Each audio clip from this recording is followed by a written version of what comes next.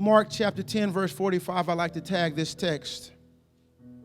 I give my life away. But when Jesus Christ came to earth, he said, I came to serve. I came to give my life away. Is that man is always going to look out for himself before he looks out for anybody else. God used them by his power, by his authority, and then they begin to come back in Mark chapter 6 and say, look at what we did. Spotlight on us. In other words, don't ever brag on what you've done because there's so much more to do.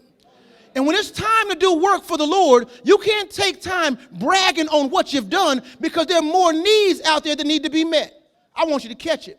Because right after Mark chapter 6, there are miracles.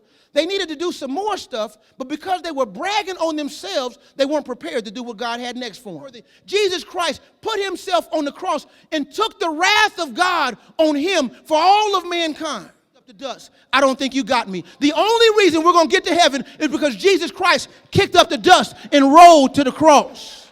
See, my question is how much does the death, the burial, and the resurrection mean to the service that you give to the King? If you really have a desire to be the best, be last. Christian people get to first by being servant of everybody else. I become last and you become first. You are my priority, not myself. Greatness is found in service. Greatness is found in giving your life away, looking for opportunities to serve someone else, to care for somebody else, to meet somebody else's need. That's in the back of the biking thing said, we ride for the cross.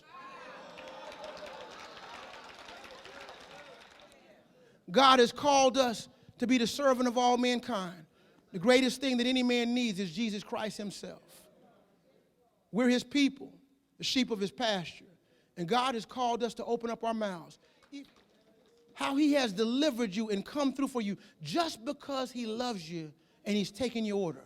Make sure that somebody else gets the same thing on the menu. Let's pray.